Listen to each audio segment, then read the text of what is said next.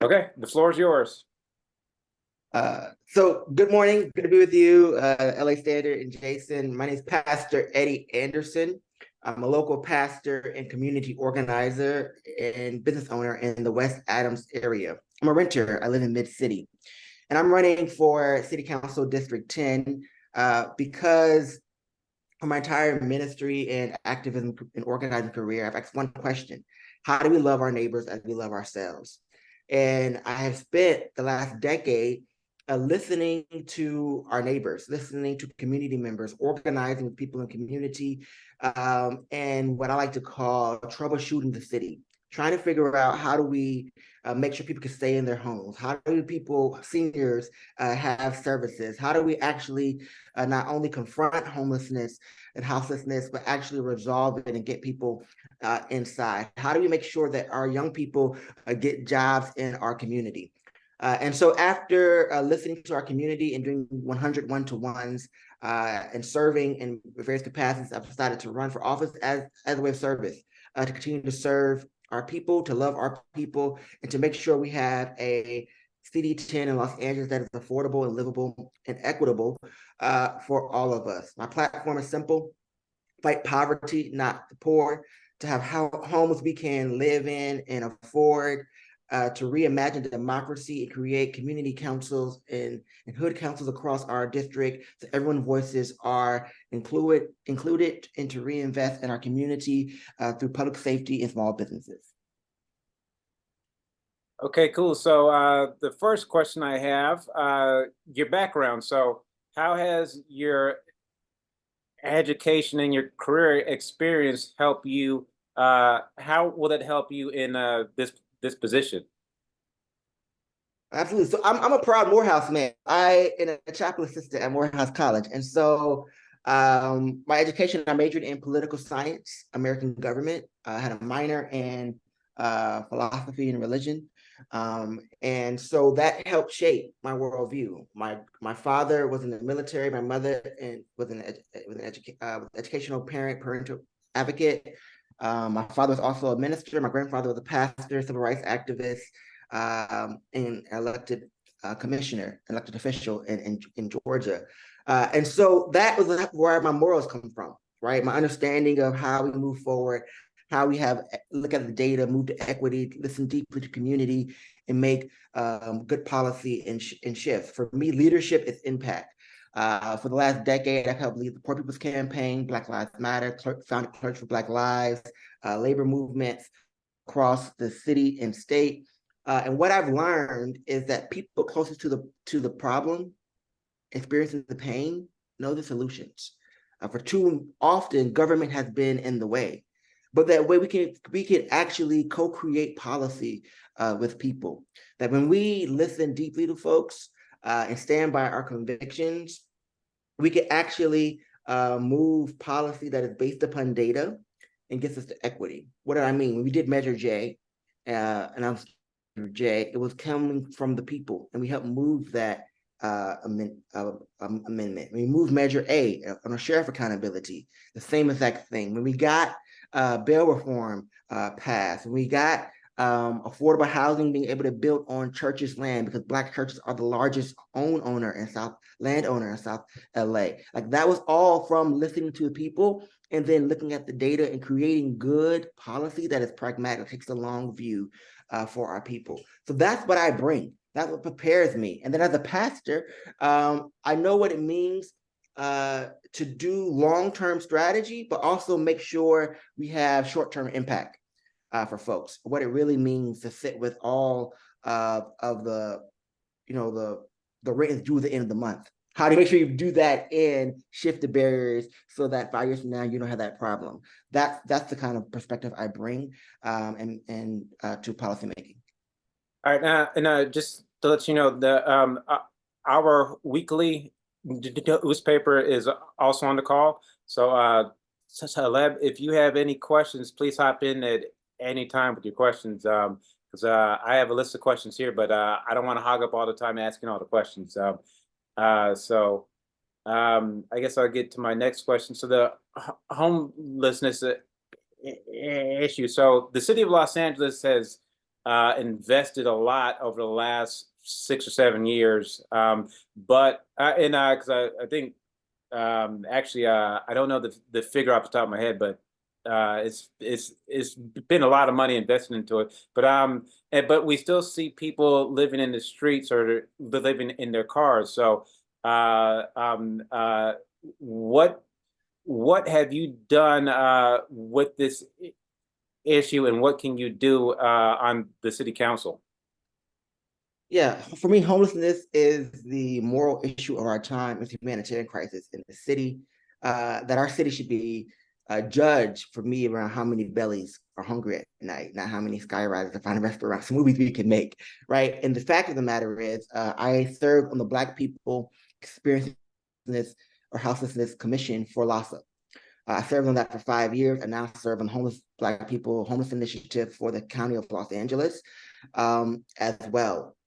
Here's what I experienced homelessness. So I was homeless for 3 months in this city, right? 3 degrees, working 2 jobs at that time, not able to pay the rent. So we had great measures like Measure H and HHH, which put funding into it. But the biggest issue around homelessness is one, coordination of services. The city and the county are not as coordinated. We see some strides being pushed towards that, but we have to do better on coordination. During that commission, we wrote the 70 intercepts that were actually of homelessness in the Black community, because Black people, we know, are 8% of the population in LA City, but we are over 24% of the homeless population. In some areas, it's 48% of the homeless population in some Black communities, which means the disproportionality is out of control. What I've done is, one, with that report and that commission, we've given the blueprint for how do we actually do coordination? How do we make sure that our youth, who 1 in 5 youth, especially Black youth, who are going to college, community college, use the dorm and you sleep in the car or in the gym and take showers there. There's some form of homelessness. How do we make that system better so people get into the system? But then how do we also bring in things? So I help advocate on the county and on the city level for guaranteed basic income in the community, poverty, not the poor. And so making sure we have guaranteed basic income to stop some of the inflow, stronger renter protections in our community as well. Also making sure that we have rental assistance programs, also eviction protection as well. And then also cracking down on the home improvement scams, which has been plaguing our senior population in our communities and have led to a rise, an uptick of homelessness and Black seniors in our community, right? In the foreclosure crisis. And you just read the article in LA Times. People say, do you want to sell? It's a scary question. But also, do you want to improve your home? Is a scary question in our community. So those are some things I've done. I've helped open shelters across our district, as well as I've worked to help build affordable housing in our community and help make sure those policies and those networks and connections are being made. Personally, we've as a church, we've helped folks with finding motels and paying the rent. Make sure that happens, getting people jobs to help save some of the homelessness. And so that's how I would address it. As a council member, I would use community stakeholder groups, discussions and negotiations, conflict resolution, bring in business owners, nonprofit folks, churches, bring them together so that we can go block by block and actually resolve the issue of houselessness. And people with lived experiences are also a part of that group and helping us make those decisions as we move forward, and also strengthen the coordination that we are doing, as well as guaranteed income and the preservation and prevention programs implementation and strengthening of protections for folks to stem the tide of homelessness. We can build all we want. We got to continue to build, but if we don't stop the inflow, right, the numbers continue to go up, right, in our community, especially in Black communities where we are red line and have our median income and live check to check. In this district alone, 70% of people are renters.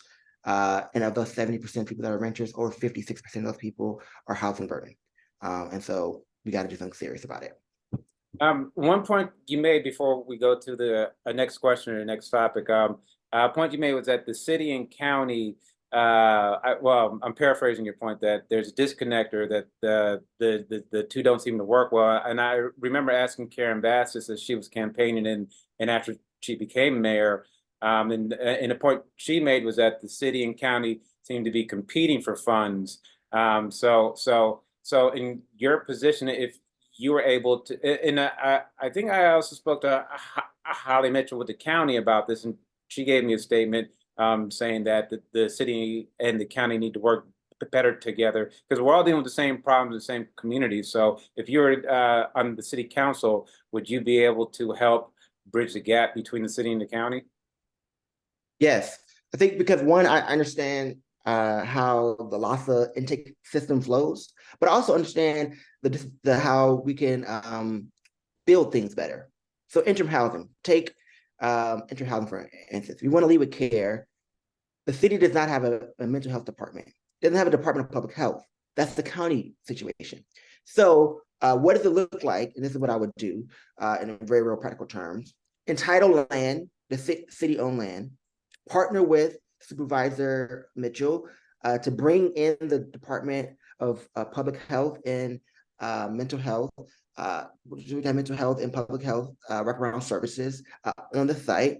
Also, couple our funds. They have Measure H funds. We have Measure HHA funds and JJJ funds, so that we can actually lower the cost for the developers to actually build in the district.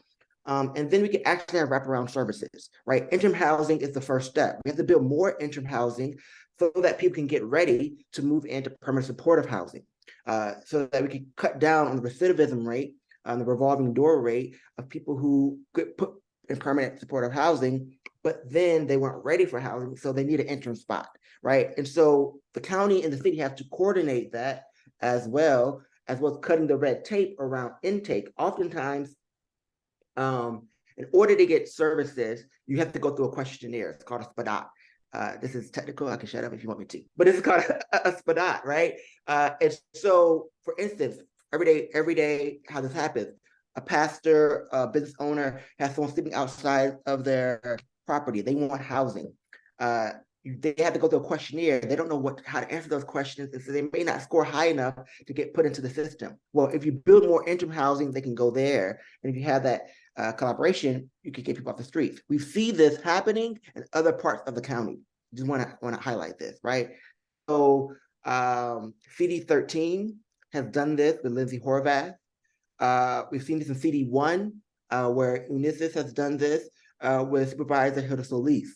It has not happened in that way in CD10. So we can make that coordination happen. We're learning how to work together, and we should be able to do it with resources.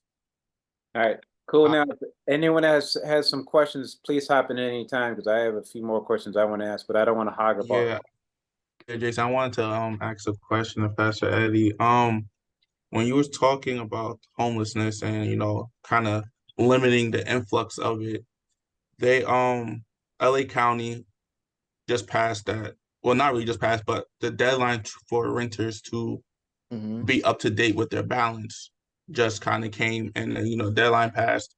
I wanted to know, in terms of the city county working together to kind of get hold of the influx of homelessness, is there any type of concern for renters facing eviction that may not be caught up on their bills at the current moment? Yeah, so okay, good question. So there's eviction protections. Today's the day, rent is due. If you had applied for the previous renter relief fund, you could get that money and you can't get evicted. You have rights. But the other piece of this is around prevention programs, right? So this is where the Big Leap program comes into play, and making sure that's permanent. That's the Guaranteed Basic Income program. This is where the city writing an eviction defense ordinance, so that the city attorney has to defend people who are facing comes into play.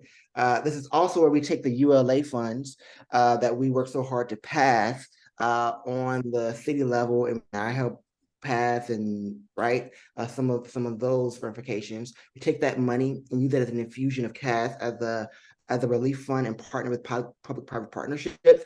Money to people quicker, so partnering with nonprofit organizations, partnering with churches as well to make sure people can get the money quicker to stop some of that flow. It's a real issue, right? I have right now 3 members, I know top of my head, 3 families top of my head that I'm working with in my congregation who were evicted. And now we are trying to figure out how to get them some first and last month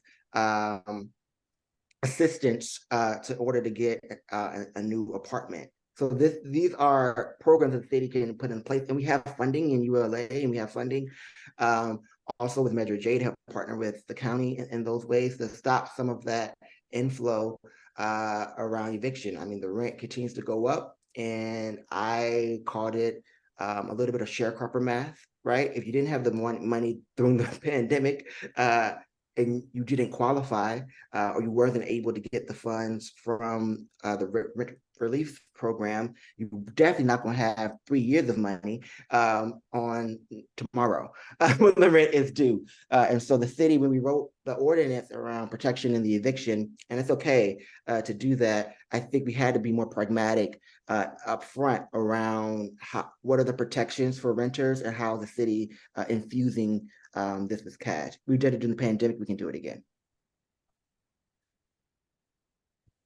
Cool. Thank you. Are there any other questions before I get to my next question? Well, I don't know if you're gonna cover this, but for Black entrepreneurs, funding, equity, disenfranchisement, it's a lot, Black entrepreneurs have to deal with. I wanted to know, is there any type of plan, initiative, program that will better support Black entrepreneurs now and in the future? Yeah, so this is a area that I've been doing a lot of research on and really near dear to me. So the city of LA, they have some minority like programs that they already have in place. The biggest issue for Black entrepreneurs that I have found is being able to contract with the city, right? So technical assistance to be able to contract with the city. So here's what I would do as a city council person. The first thing I would do is have the LA Civil and Human Rights Department do an audit of all the contracts awarded to small businesses and break it down by, are you doing business with minority-owned businesses? Are you doing it with women, Black women businesses as well? After that, we can then create programs that other cities are doing. And so I am inspired by what my dear Morehouse brother and one of my best friends is doing in Boston. He's the chief economic officer for Boston. And he created a legacy business program, the same thing that we see in San Francisco, right? Where we take over $100 million of funding and we designate it for small businesses, but that helps legacy businesses. I'm talking about people like Doolin. I'm talking about people like Miss Blue, who owns a barber shop. I'm talking about like a car mechanic down the street.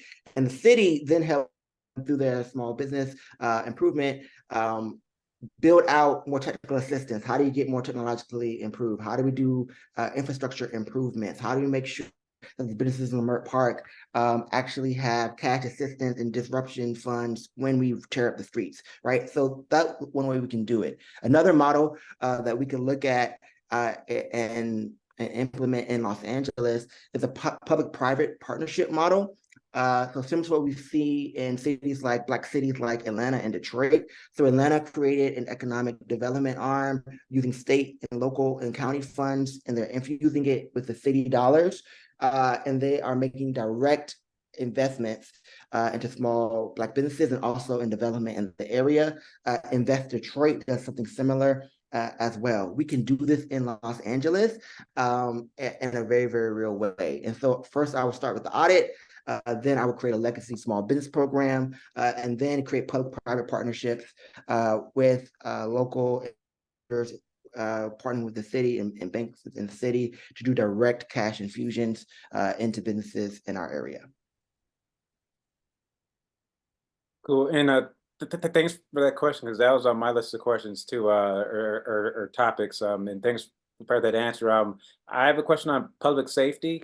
So historically, crime has been a major issues in Black communities, including in the 10th district. What can you do to lower crime rates, and how can you either create or support existing crime prevention programs such as gang prevention and intervention programs, after school programs, mental health programs, drug treatment programs, and then the follow-ups that with the LAPD? How will you work with the LAPD to ensure that they are able to protect and serve this district? Awesome. So for me, we have to reimagine what public safety means. Public safety does not mean we got a bunch of police in our neighborhood. We already have enough police in our neighborhood. In fact, I believe we should right-size the LAPD budget and downsize how much money they get so we can reinvest in community programs. Community programs, I believe, is a way forward. And I'll tell you what I'm doing currently, and then what I would bring to scale on a city level as a city council person. Currently, I run two programs focused on youth. One is called Project Jubilee. We have a 92% retention rate. We take kids who are in high violence areas. So very clearly, keep it plain. You can write it like this, or you can change it. We take people who are involved in gangs, take people who are hustling in the streets, trying to figure out how to move along. People have been kicked out of school. People are in youth build programs. Every year, we have a 92% retention rate. We give them culturally competent trauma therapy, life skills classes, and workforce development. Those young people then become entrepreneurs. They become people in culinary industry, or they get construction jobs. We pay them $25 an hour the whole way through. The city can do this at scale with their summer programming. They used to do this back in the day in the summer programming, but we cut the funding to Parks and Rec. We cut the funding to summer programming, and that's why we have to fully fund city departments as well. Summer Night Light is good, but it's not making the impact that we want it to make in our community. We have to give people a real way out of poverty. The other program that I do is an after school program called Freedom Schools. You know, Freedom Schools Children Defense Fund. Right now, we are doing it with 100 kids in Inglewood. During the summer, we do it in West Adams area, in deep South LA. And so giving resources to programs like that so that kids can prevent reading loss, but also can learn about what they could be in life, right? And also learn social entrepreneurship as well. I'll tell you a story that I know that how this works is we had a bunch of kids in our program. They got together, they raised their own money, and they wanted to give money to a foster program. 5 that were in the class during the summer are foster kids, and so we're making a real difference in that way. We could do that at scale as a city program as well. Then we got to double down on the investment for grid. I talked to people like Skip and people at PV Jobs, and they talk about how they can really on the ground keep peace in the community by raising the funding for grid. And so we have alternatives to policing. Why do I want to shrink the police department? Because right now, when police tell residents, and I tell them very disrespectful, in Crenshaw Manor, in Crescent Heights, in West Adams, I've been knocking on doors, having conversations. They tell the residents the same thing. Don't call us. We can't come. We're overtaxed. And so right side the police department. Let's reinvest that money, and then let's shrink the amount of money that we are giving so that in what police are involved in, so that they can come to violent responses to crime. But they don't need to come and be mentors and teachers, we have that already. They don't need to run basketball programs. We have coaches in our community. We can build trauma centers in our community. We can leverage programs that are already on the ground, programs in Leimert Park, programs in Crenshaw Manor, and actually give them funding to do it. I want to create hood councils. And hood councils are co-governing bodies that I meet with on a quarterly basis to figure out what's going on the street, and then giving direct resources to those councils through discretionary funding to have direct impact. All right. So we're going to go over by a few minutes, but we do kind of have a hard out at 11:35. So the next candidate could come on, but I do have a question about climate that I hope you can answer in the next 3 minutes. So communities in the 10th district, particularly in South Los Angeles, do not have the same amount of tree canopy or green space as other areas in the city. And without the green space and the tree canopy, that creates a certain type of health problems. What can you do to ensure that locals can be healthy as the climate is changing? Yeah, so a couple of statistics, and then I'll answer the question in 3 minutes or less. So CD10 is the 4th worst when it comes to green space. CD10 also, everyone knows, has the 10 freeway going through it, which means that we have more kids with asthma and air pollution. And we also have oil drilling in our district, one of the only districts that has active oil drilling well. I lived down the street from that oil drilling well for many years. I have asthma, so I experience air pollution as well. Here's what we can do. One, urban farming and gardening. We can increase those community gardens in the district at scale. I've personally invested $8 million through my CDC to create more urban farms and gardens in our community as well. The other thing we could do is make sure we are planting more trees, but also street services department, so that we are actually trimming the trees not once every 18 years, but as they are supposed to be trimmed as well. We should stop oil drilling automatically in our district and don't allow any more oil drilling to occur. We've already passed that on the state level, on the city level as well, but we should speed up that timeline. We should build out the Bologna Creek. I'm talking fast because I want to make sure you get your time. We should build out the Bologna Creek as well, and build more shrubbery around walking paths in our community as well. And then we should create more plaza spaces in our community. So what does it look like with People Plaza in Leimert Park? What does it look like in to create more plaza spaces? People can actually enjoy green canopy and bring down the temperature in our community, bring cleaner air, and enforce the protections that we have around air pollution in our city. All right, awesome. I appreciate the time. In the I asked one question. oh, Sorry to go cut ahead. you off. Go ahead. Pastor Eddie, I just wanted to know, is it possible if I could get your PR contact, or even your contact for further interviews in the future? Sure. Text me and I'll connect you. My number is 404-275-4790. All right. Thank you so much, Pastor Eddie. Thank you. All right, cool. Thank you. And it's always good to see you in the community, and it's always good to see that you're doing great work. Thank you so much. All right. Thank you. Happy Black History Month. All right, thanks. Hang on one quick second before we let the other two in the waiting room. So for the next candidate coming on, Grace Yu, I think it'd be good if we stuck to the same topics, because I had a few other questions and topics that I wanted to get to that we ran out of time. But I think in fairness, we should probably try to ask the same questions that we asked to each candidate. So the questions I didn't get to, I'm not going to ask the next candidate, because when I write my story, I want to, well, I guess for my story, and I don't know how everyone else wants to do their story, but for my story, I want to have all, I want to be have all the same questions and answers. So I guess on my end, I'm going to ask the same questions I asked Pastor Eddie, and I'm not going to ask him. I'm not going to ask the next candidate questions that I didn't get to with Pastor Eddie. If that makes sense. Got you. Yeah. Wait. There's one. I just have to, so Dre's autopilot, I need to remove this. Hang on a second. No, I don't want to report. I just want to remove. Oh, all right, that's good. Okay, so let me let in Grace.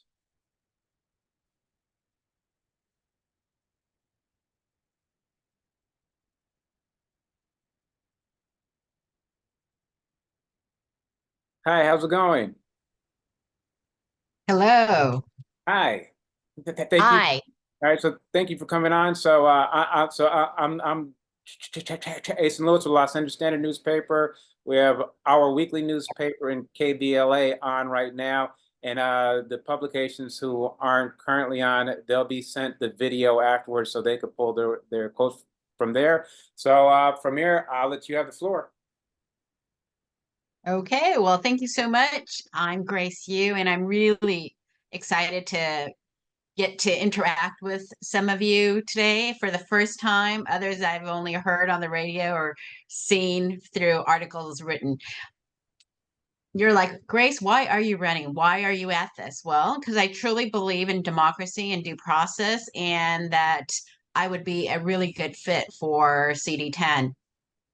My family moved here 1974. I was a 3-year-old toddler, and this is home. And I just really believe in giving back, and that's how my legal practice has been. I started out as an attorney representing abused and neglected children in Edelman's Children's Court, the Children's Law Center, as you might know it now. And even prior to becoming a full attorney, I was a law clerk first for Judge Len Edwards. And he was in the mid 90s at the forefront for the entire nation wraparound services in juvenile dependency. So I'm all together familiar with these kinds of holistic approaches where you have the family members, extended family, the experts all coming together on behalf of the child. And I think if we use that same approach, that might be really handy when we are working to resolve the issues around homelessness. So, gosh, I know we don't have much time and you had a lot of questions, so I'll just shut it down there. All right, so I guess I'll hop to this first question. With your background, how will your education and career experience help you in the position of council member for the 10th district? I mean, because I have worked in all levels of government, both local, city, state, federal, I'm pretty well versed in how to get things done. And really locally, I've helped bring lawsuits against the city to do the right thing, to follow the law. My background is really helpful because it's someone who's an activist. I've always been around, I've known like community members from having protested along with folks in various communities throughout the city when there's police brutality, when there's lack of services. I'm just that person who's been there from, when the earthquakes or the fire took down LA Public Library, Central Library as a teenager. This must have been in the 80s. I was here in 92 helping clean up. What else? I was here to be helpful community members, and that's just who I am, someone who's willing to work with whomever is in need. During the COVID isolation, when Hot and Cool was taking food delivery meals to folks in the southern part of CD10, I, along with my volunteers from my campaign, were more than happy to be there. And you can follow up. We were regular. We knew what the need was, and it didn't matter. And we just came and served. All right, so I'm gonna service oriented. Oh, cool. So I'm gonna ask this homelessness question, and then I'll open it up to the other reporters to ask a couple questions. So the city of Los Angeles and also the county of Los Angeles has invested a lot of money into the homelessness issue over the past 6 to 7 years, but we still see people are living on the streets and in their cars. So, so if you're elected, what can you do to help resolve this issue? Well, you know, I've been someone who's volunteered for the past 10 LASHA counts every year.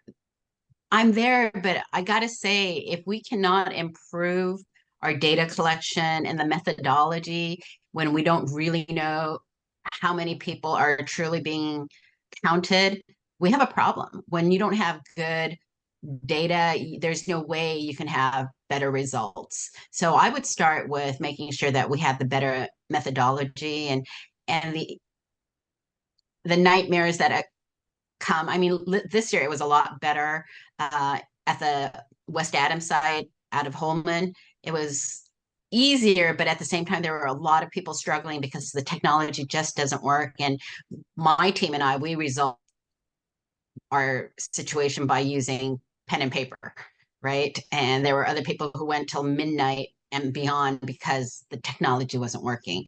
So there's little gaffes that cause a lot of issues. And I think if we can sort of remedy that, that would be helpful.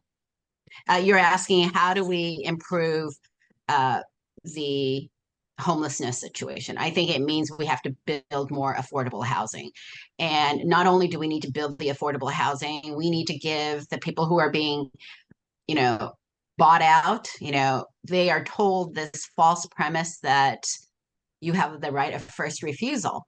But it's in word only, because the reality is if you move to another city or another state, you can't make use of that right of first refusal and come back into your rent stabilized, low, affordable units when, you know, the landowner or the developer builds this new building with dozens and dozens of units. There is really no true opportunity for the people who are supposed to have that right of first refusal to come back in. So I think the city should do a better job and actually provide housing while the new building is built so that they can actually take advantage of this right of first refusal and come back in. Okay. So now I know we had a question from Taleb at Our Weekly.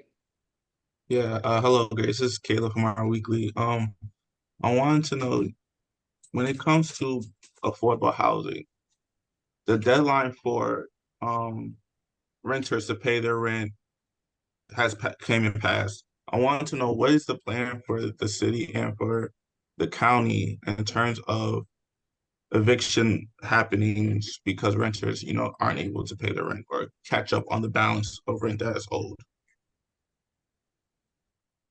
Um, so yes, people are being evicted. I know the Eviction Defense Network and, you know, LAFLA and the other nonprofits that are doing their best, CES, trying to keep people in their homes. There's the Facebook Slag group that does what they can, sharing information, telling people what to do, how to try to not be evicted. I think the fact that the city and the county are working towards giving all renters rights and have the opportunity to have legal assistance will be great. As an attorney, I can also tell you, though, that there is a true downfall in that they don't get enough money.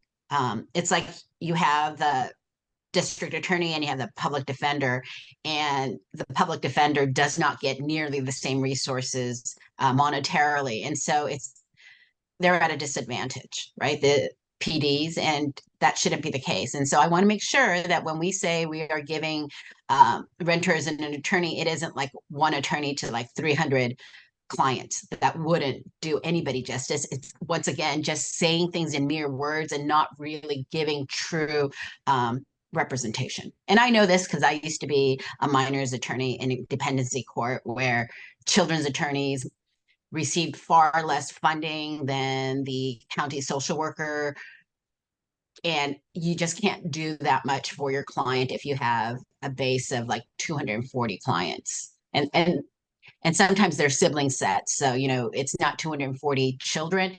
It could be 500 children, but 240 cases. Gosh, thank you, Grace. Okay, so I believe the last time we had a question on entrepreneurship and helping the small business. I know Caleb had a question about that. I was gonna let you open it up, and then I was gonna ask it after. Yeah, go ahead. Okay, so when it comes to small business owners, especially for Black and brown people, there is a equity issue, there is a capital issue and a loan issue. And I want to know, in your opinion, or even, you know, what you're planning, how would you help entrepreneurs, new and already existing? Okay, so, you know, I come from the nonprofit world. Prior to running for city council, I've always been in the nonprofit world. Um, it is a wonderful 501c3 in the neighborhood who actually has these programs already, you know, like KYCC up here does. And, you know, I know Brotherhood Crusade at one point did. I'm not sure if they do now. And like Urban League, there are the 501c3s that do help with giving entrepreneurs an opportunity. I'm also aware of Convergence that brought in people who have, you know, business skill sets that are giving of their time freely to help folks in South LA to get better trained. I'm someone who actually was able to help a Black church get funding even when there was a redlining and not allowing for the funds to be brought into the area. So this was a church in Watts. The pastor and I didn't really know each other. I think we met in passing once. And he called me up and said, Miss Grace, we are not getting a loan because we are redlined. Is there something you can do? And he was telling me that all of our financial numbers look good. And it was only after the zip code that was it Chase or Citibank said no. And I was like, oh, your numbers sound great. And if what you say is true, I believe I can get one of the Korean banks to give the loan. And what the pastor said was true, and they got a loan. So I'm happy to be the person who brings, you know, financial resources to people who need some financial assistance. So I'm always willing to be the middle person to bridge need and desire. Thank you, Grace. All right, cool. So a question on public safety. So historically, crime has been a major problem in Black communities, specifically, including in the 10th district. So I guess a couple questions wrapped up into this one. What can you do to lower crime rates, and how can you either create or support existing crime prevention programs such as gang intervention programs, gang prevention programs, after school programs, mental health programs, drug treatment programs, etc. And the final question in there is, how will you work with the LAPD to ensure that they are able to protect and serve this district? I think there are some really wonderful programs already in existence. The GRID is a gang reduction youth either division or department, can't remember, but GRID is good. LA Best after school programs are nice. Having the summer programs to be able to provide jobs for youth is a plus. There are programs that are working already, and I think I would continue to support those programs. And I know as a council member, we would have funding to support that. So if I have some discretionary funds, that is something that I truly believe in. The reason I became an attorney representing abused and neglected children is because 70% of these youth were the ones who became delinquents and got caught up in problems with the law. and I wanted to prevent that. And, you know, going into law school, it was always about helping people. It was not about money, which is the path I've chosen, which is why I have like 20 years in nonprofit work, helping disadvantaged community members. And my last in nonprofit was at the St. Barnabas Senior Services, which is about people as we get older. You know, the senior population, the city of Los Angeles, the county of Los Angeles is growing rapidly, and the services that are needed are all too real. I actually left my job in Washington, D.C. to come home to help my mother take care of my father. And because I was the non-married child, I came home, and I am taking their care of them right now. So I'm glad my father's still with me, but the stroke did keep him uh, unable to really be himself. All right, so as far as the LAPD, how will you be able to work with them to ensure that they can protect and serve these communities? I think you need to have the SLOs really get to know more of the community members. When the senior lead officers know the people and they're your friends, it's much easier to get them to come out or answer questions. And life is about relationships. And I know how critical it is, good relationships. And what you will find in me is someone who will honor what I say and just do my best to keep my word. And I think when you have a council member who pushes the police to continue to do the right thing, and at the same time, I know people in CD10 really want to be able to walk safely down their sidewalk, and that is not the case right now. And I've heard from police that LAPD that if a council member is not going to support uh, the police helping to clean up the area, then they will not come out. So I will be someone who says, hey, we need some help making sure that 4118 is being followed. I am someone who believes in human kindness, but I also believe that there is a need for accountability, and people want that accountability.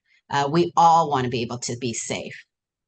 This means people who are homeless as well as people who are housed. All right, cool. So I question about climate. So communities in the 10th district, particularly in South Los Angeles, do not have the same amount of tree canopy and green space that other areas of the city have. This has led to certain health issues. What can you do to ensure that locals can be healthy as the climate is changing?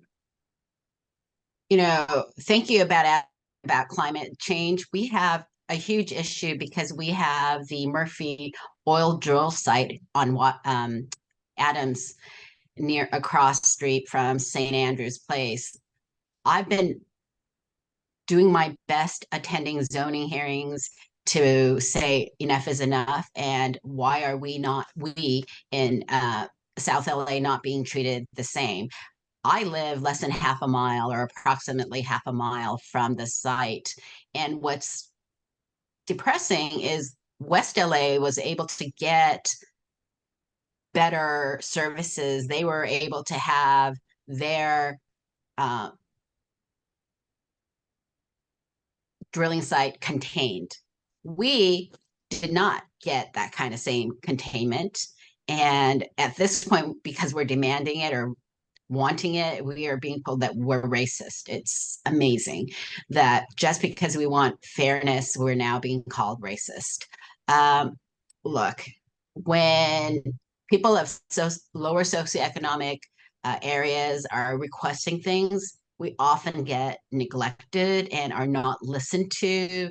Our due process rights are trampled upon.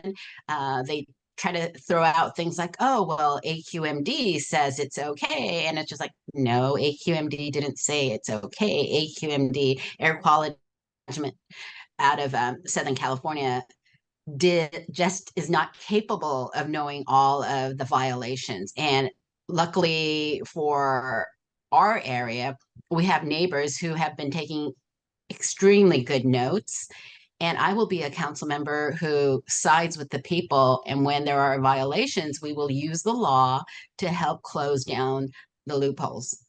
So that's what I will do. And I'm someone who's already worked on saving the trees, right? I helped bring a lawsuit to save the trees. Why I had to bring a lawsuit to save the trees when fixing sidewalks is just what makes me very frustrated.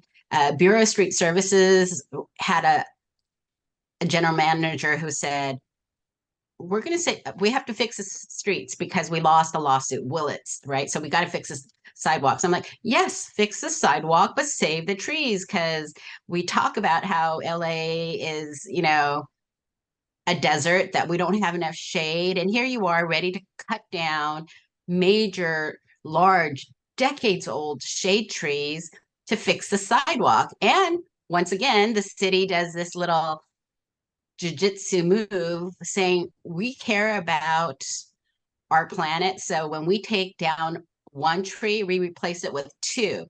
But this is completely illusory because they take out a tree like this and, you know, basically give you like 2 sticks and saying survive. And honestly, is it really going to survive? Are these twigs going to make it through the heat without any water? Who's going to help these trees grow? So that's what I mean by I want to be more honest in how things are done. We did win this lawsuit. And the manager did say, moving forward, we will save trees whenever possible. And that's all I wanted. But I can't believe a lawsuit was required to do this. It was common sense and it was doable. I knew this because, you know, Culver City does it, Seattle does it. There are other cities who showed that it's possible. And I'm glad LA is doing it. But again, right? Can you imagine if, as a council person, I'm just like practical and saying, hey, let's save the trees.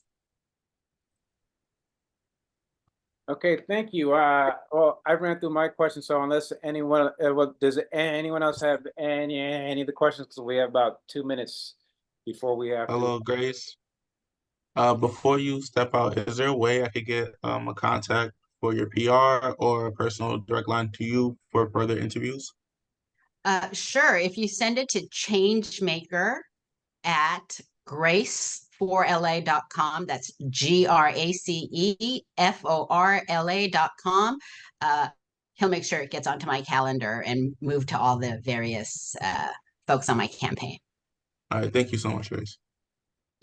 All right, and thank you, and we greatly appreciate the time.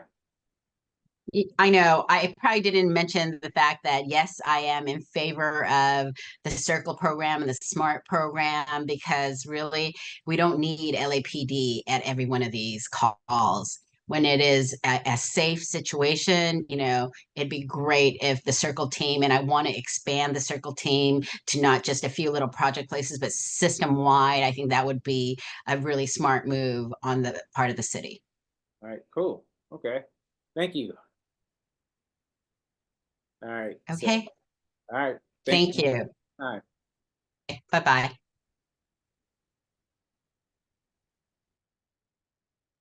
All right, cool. So, you know, I'm gonna hit the stop record, or I'm gonna pause the record. And the floor is yours. All right, beautiful. I'm sorry, are you gonna ask me questions, or should I, how do you wanna tackle it? All right, so if you want to do an introduction on who you are in your campaign, if you want to go 5 to 7 minutes on that, however long you want to go, then afterwards we'll Awesome. ask you some questions. Yeah, I know that you sent me a line of questions, but I wasn't sure if you wanted me to just go over them, or, you know, Okay. but So, let's begin. Yep, Let's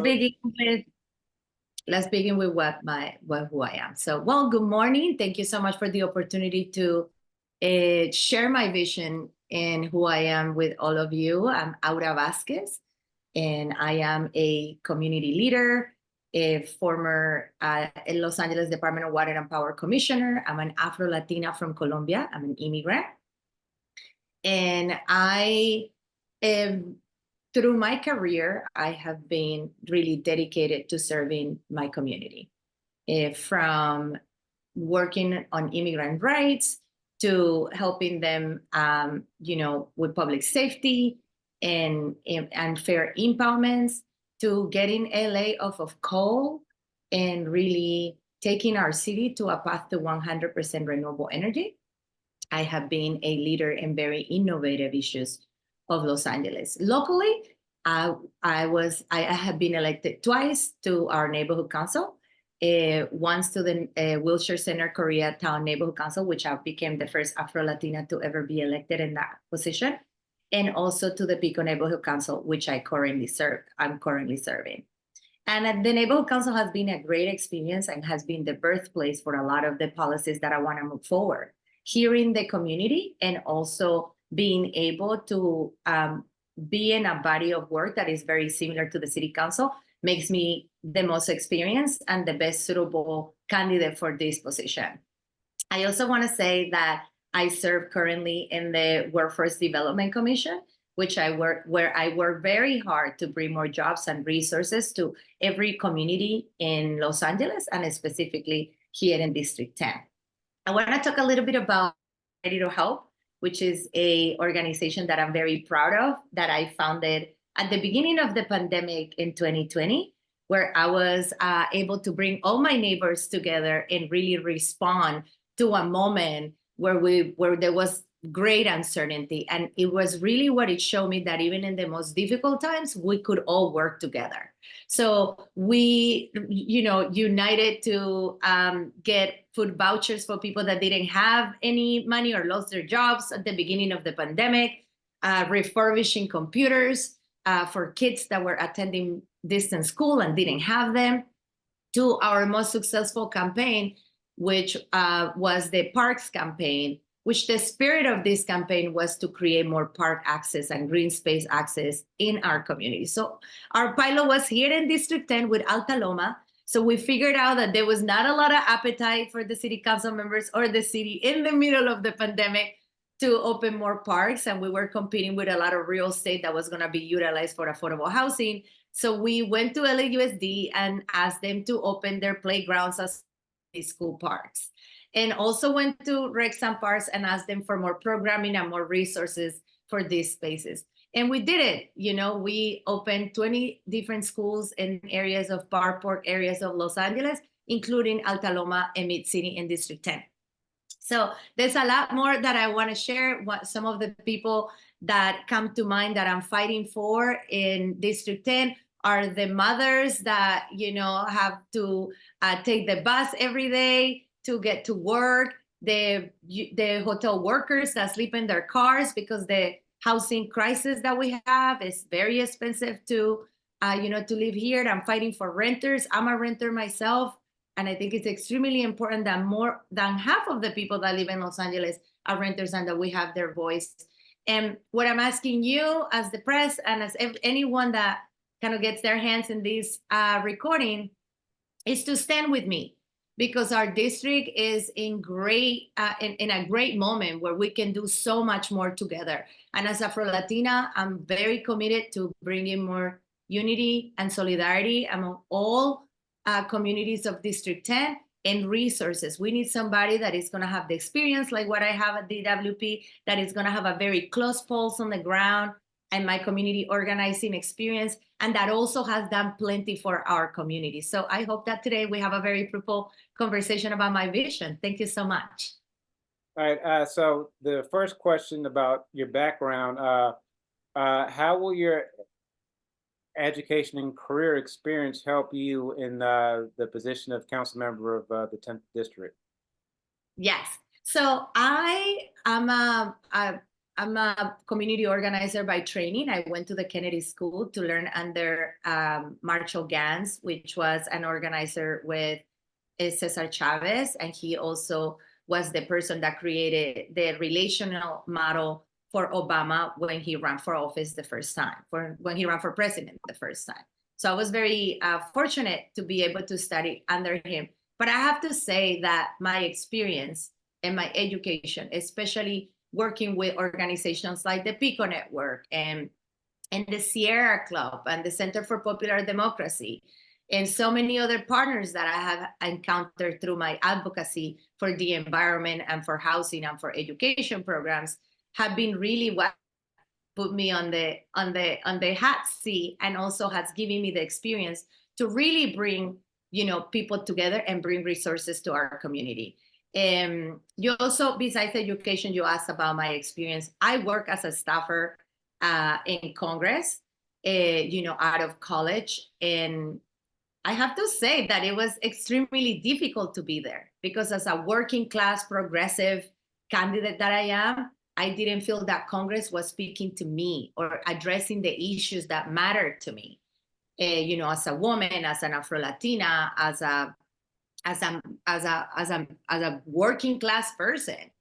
And it was much my desire then to leave and to start, doing more community organizing. So some of the qualities that community organizers have is the fact that they can bring solutions that come from the community, which I think is very important to me. The fact that we have a very strong pulse on what's happening in the community. The fact that we don't have a problem to put our boots on and walk and talk and get to door knocking and calling folks so that we get to the root of the problems, and that we have community organizers have such big hearts and courage that we can stand for what's right and stand for what's important to our community. So I feel like all of these experiences, plus my education, the fact that I'm bilingual, the fact that I'm Afro-Latina, I think is really the perfect moment and the perfect mixture right now for a District 10 leadership. All right, cool. So we have a couple of questions on the homelessness issue and on the affordable houses. So housing, excuse me. And so the city and also the county has spent a lot of money on the homelessness issue since about, was it 2013 or 2014, I believe. HHH and H were passed. Well, I think that was 2016ish. But anyway, so there's been a major financial investment to solve this issue, but we still see people living on the streets and in their cars. So what have you done in the past to work on this issue, and what can you do as a council member to help solve this issue?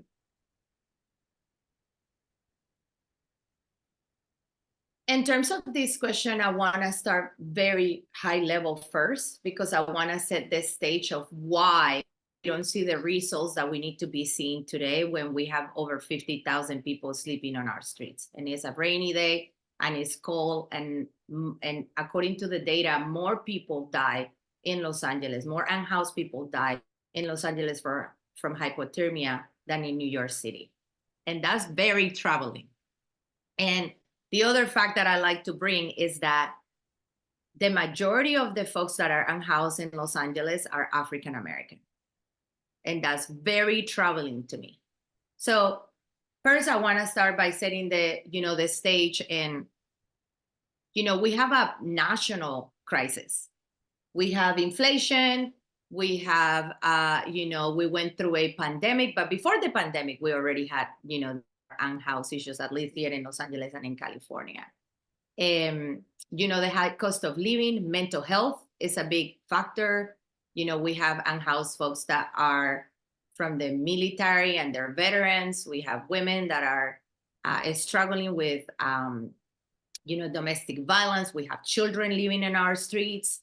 I have been working in homelessness for a long time through the neighborhood council and in my own, on my own, and as a community leader. We can continue treating this issue the way that we have been treating it and pouring more money and not having the results that we want to see. So here is what I want to do as a councilwoman. We need to start treating, not all of the unhoused are the same, and we need to start treating mental health as something that is key on our path out of homelessness. So investing in mental health and addiction treatment centers is something that is my priority. We see in our community a lot of people that are struggling with substance abuse, and they can, make their own decisions, and they wouldn't be a good candidate to live in a normal, home. So I definitely believe that we need to construct more treatment centers and, help those folks that have mental health get back on their feet and get their necessary care for rehabilitation. I also believe that we need to streamline services and break down barriers between city programs, county agencies, and local service providers. Right now, Mayor Bass has done an incredible job, trying to get people to motels, but that's not going to be enough. We need to figure it out. What is it that people want so that we can, get them there.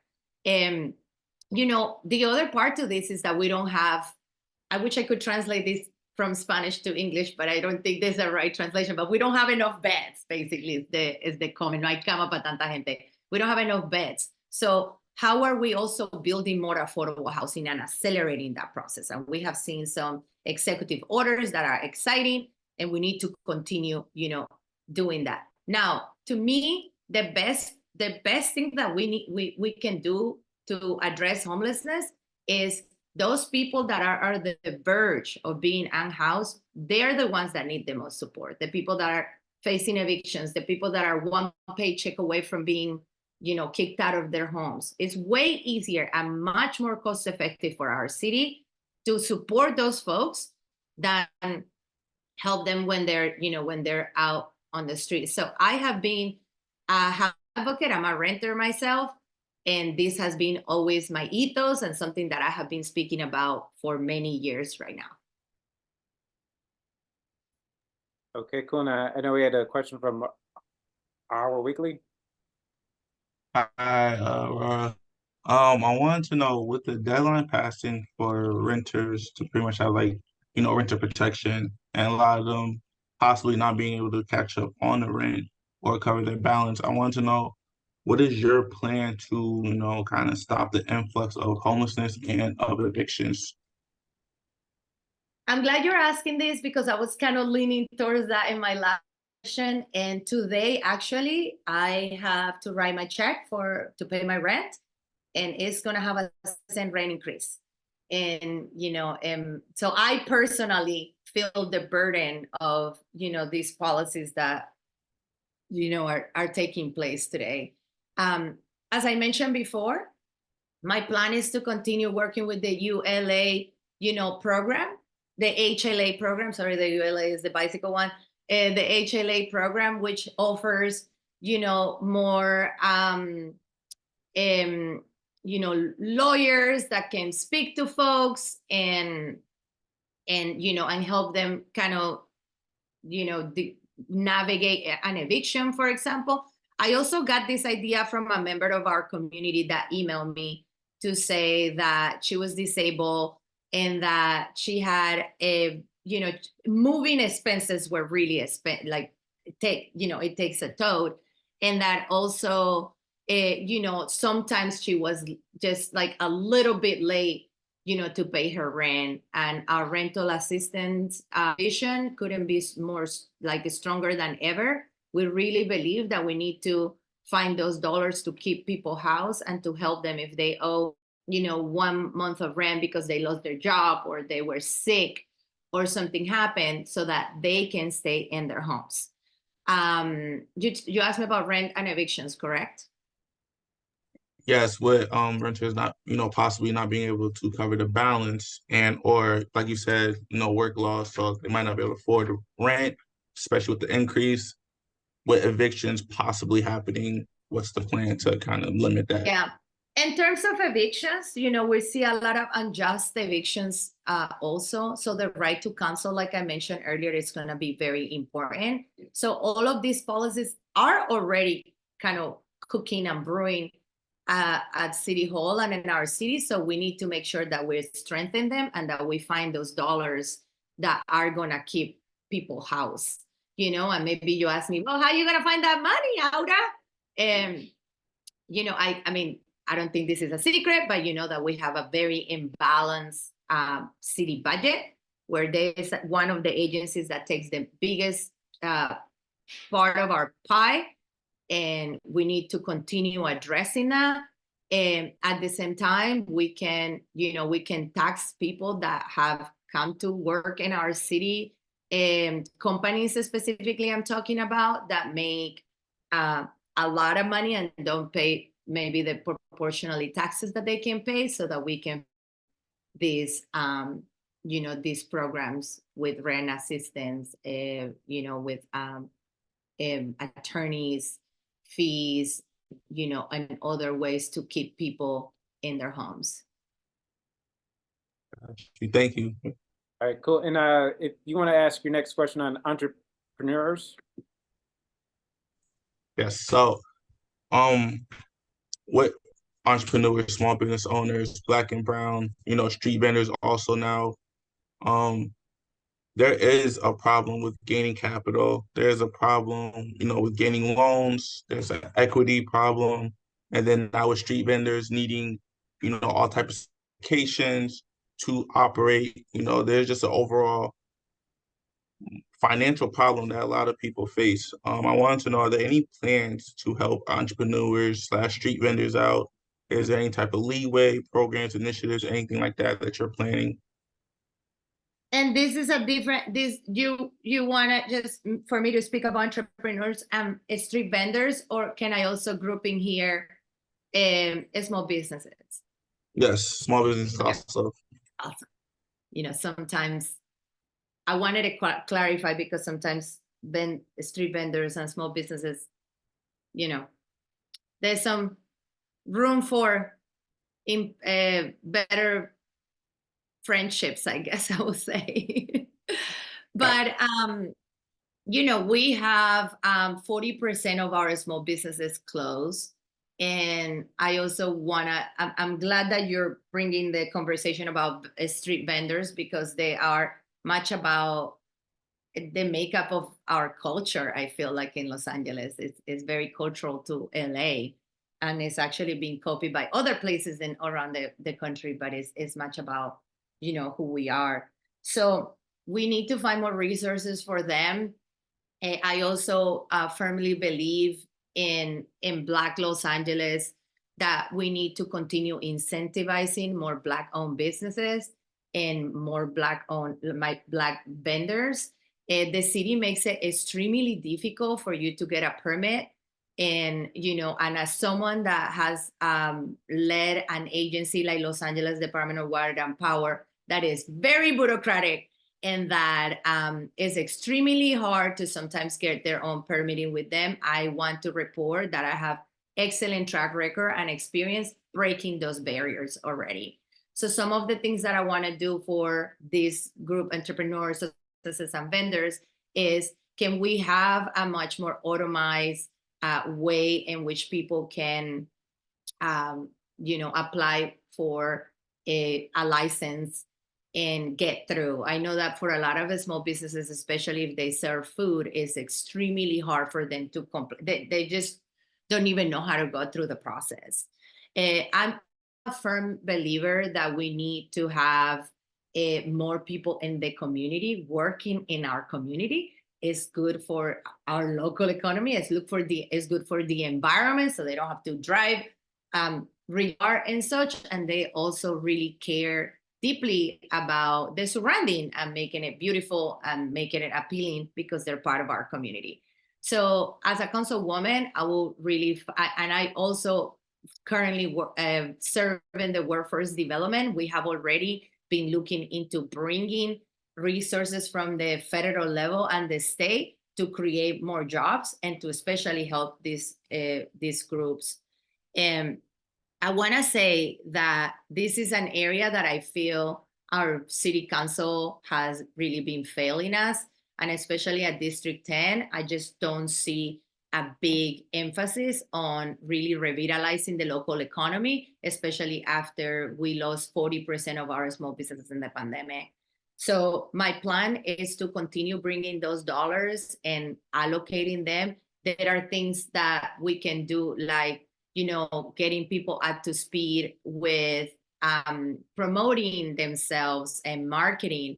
A lot of our entrepreneurs have brilliant ideas that they can incubate, but they don't, there's a lot of factors, and there's a great competition, especially now with the internet and, business being online.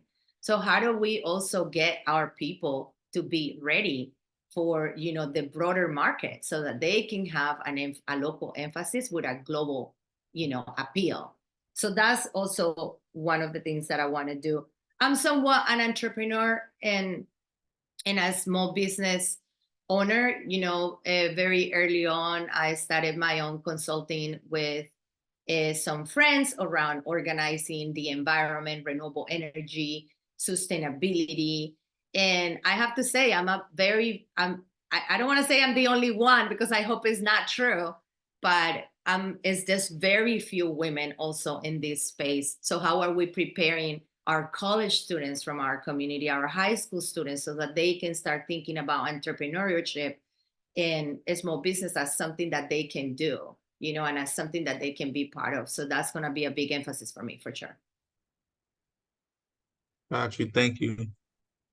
All right, so question on public safety topic. So you know, crime has been a problem in Black communities, including in the 10th district.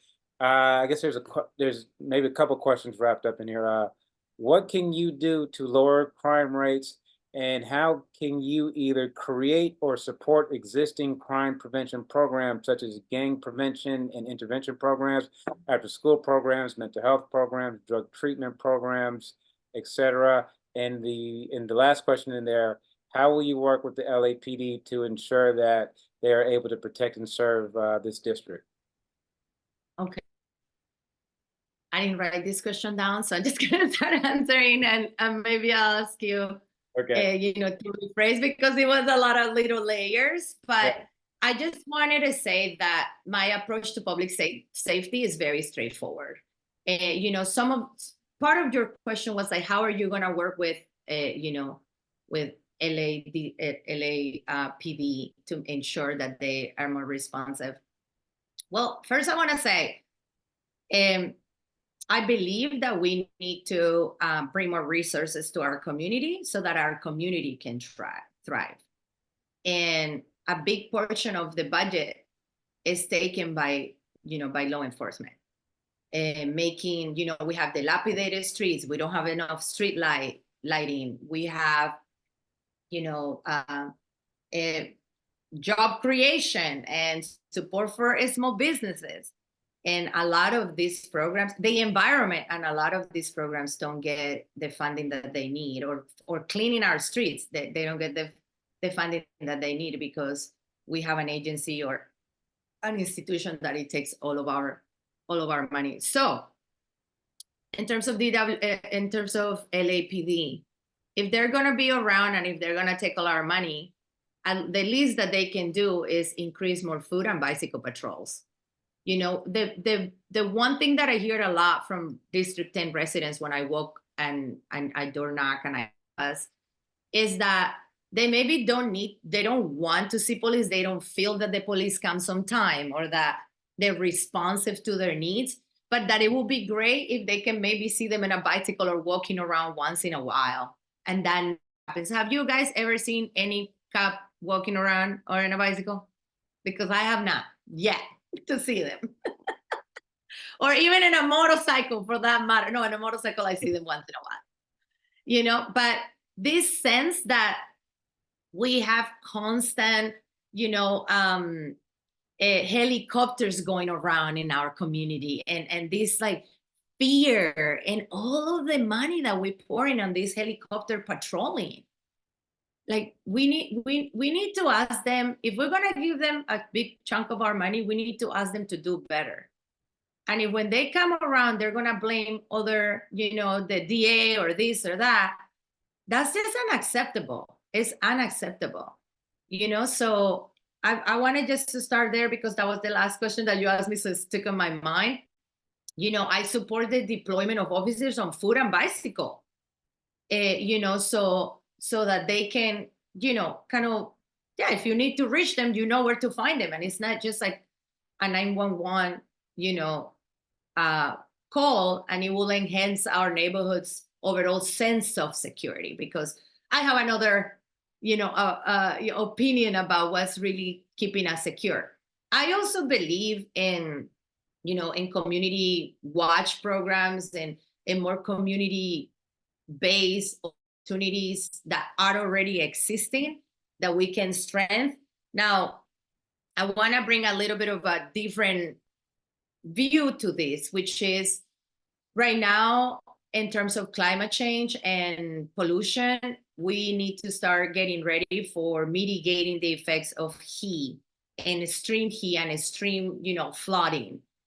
And I see our approach to public safety in the community, this community approach to public safety, similar to what we do with, you know, with disaster readiness, you know, where people kind of know who their neighbors are and they know where to go for refuge and they know how to alert each other and they're ready for an emergency. So I think in the same manner, we can create this community policing programs that can, you know, that can help, like neighborhood watches and you know, other things.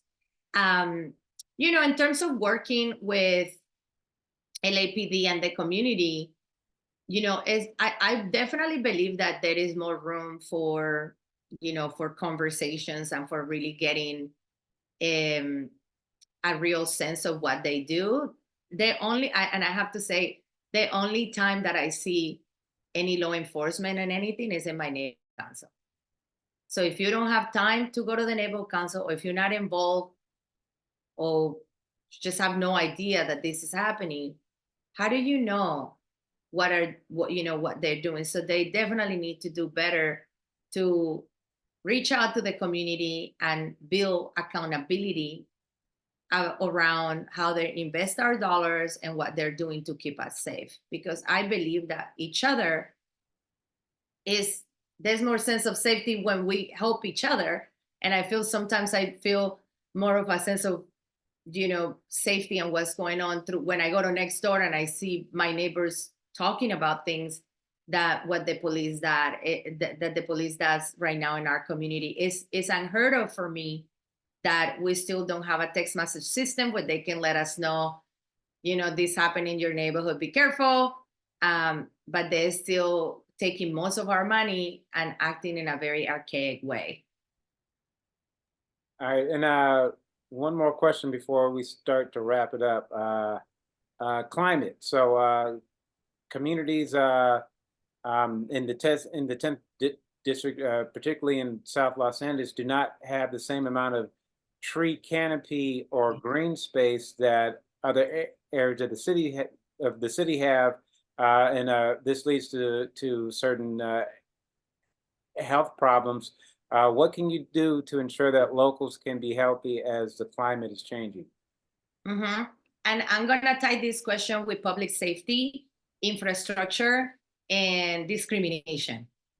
So as many of you know, that I have been an environmental advocate since I was a child, since I was in Colombia. At 11 years old, I founded the first environmental club in my school. You know, then I became the youngest commissioner for the Department of Water and Power. I led the Sierra Club's campaign to get LA off coal, of plastic bags. I went to Washington, D.C. to organize the largest march on the environment and such. Here to say that we don't have enough tree canopy because of redlining, that's because of all discriminative factors that have affected our community. And this is where reparations can come to place, you know, where we need to really fight right now and unite and fight for more resources, as simple as, for example, trees, which maybe might not be in the first thing that comes to mind when it comes to necessity in our district. But it's so important because trees sequester carbon, they help us with heat island effect, and they help us with safety. There's studies that said that places with more trees have that are more safe because people feel more, you know, invested, you know, in their community. So what am I planning to do? We are going to plant together 10,000 trees, and I already, like I said, have very strong track record on this. I have partnered up with City Plants, with Tree People, and KYCC to plant trees. In fact, all of the trees that now, the new trees in Jefferson and in Pico were part of that initiative. I think it's extremely important. I also want to bring up that this is a way to help our community save money, because where you have more trees and shade, your house stays cooler in the summer or when it's hot. And therefore you don't have to utilize your AC so much, and therefore, pay so much in the energy bill. So I couldn't be more committed to this. This is going to help us fight climate change, pollution. It's going to bring beauty to our community, and also safety, and it's going to help us, save money in our bill. So I'm definitely very committed to this, and also very committed to a free public transit that is efficient, safe, and that is sustainable. Okay, thank you. Are there any additional questions before we wrap? Rob, before we let you go, is there a PR contact or direct line I could use to contact you for further interviews? Yes. Is it okay if I post it on the chat after I Yes. give my last minute stump speech? Yeah, that's perfect. Cool. So, all right. So you. So this is you guys are Black press, and I when you guys reached out to me, I was just touched, because as someone that grew up in a whole other place, in another world, in another country, and felt what it was like to see my dad being discriminated against for being a Black man in a Spanish country, and for me to have experienced, some of that discrimination in this country, it felt to me that finally we were starting to really understand and believe that the Black struggle doesn't only happen in this country, it happens in a lot of places, and my idea and my desire and my passion on my community has always been for all of us, not just for certain groups. So Latin American or other groups, I believe that we can get so much more if we work together. I believe that all of these issues that you asked me about today, and that we face daily, can be resolved now. We can't afford to wait another 10 years or 12 years to have new leadership. And I know that representation matters. So I hope that as you continue digging deeper and asking these questions, that that I'm not here just as an ally, that I'm here because I'm one of yours, and that I have been fighting a good fight, and that I have been bringing unity to our community already. That the fact that I'm an immigrant, that I was a former undocumented student, is extremely valuable, because there's a lot of other people like me. Some of them may be darker, some may be lighter, but there's a lot of us that want to be heard and that want to have a voice, and that understand that working together, we can get more. So as you continue educating our community and letting them know what their choices are, please, let's also work together so that we can bring more unity. Because what happens in those recordings was a disgrace. But I have to say, as a Black Latina, it wasn't the first time I have heard something like that. And it's a disgrace. And having council members that couldn't stand and say, I'm sorry, I have to check in with myself and do some introspection and change, and I'm inviting everyone in my community to do the same, was a disgrace and a missed opportunity for all of us to start working together. So as we move on with elections, I invite all the voters to think about this and to choose a person that is going to bring unity, that has the experience, and that has the qualities that we all want in a leader in Los Angeles. So thank you so much for allowing me. It almost makes me want to cry, because I feel like very passionate about this part about solidarity and unity. So I'm deeply grateful for your time. All right, cool, and thank you. So thank you, and so you're putting your information in the chat now. Yes. All right, so I'll leave the meeting open for about another couple minutes. You can put that down and everyone can get it. So thank you. Greatly appreciate you taking some time to speak with us. Yep, absolutely. Thank you. Thank you so Thank you much. so much. Like I said, this really warmed my heart, you know, when you guys reach out to me, because it has been it hasn't been easy for us brown people all over, you know, like it hasn't been easy. Okay, I'll send you these emails. What is going on that every time I try What's to up? type? Hold on, I'm trying to send you my email. Okay, because I just hit the copy and paste on everything you just put there. For the people. Okay. There you go. Thank you, friends, and we'll speak very soon. All right, thanks. Thank you so much. Bye.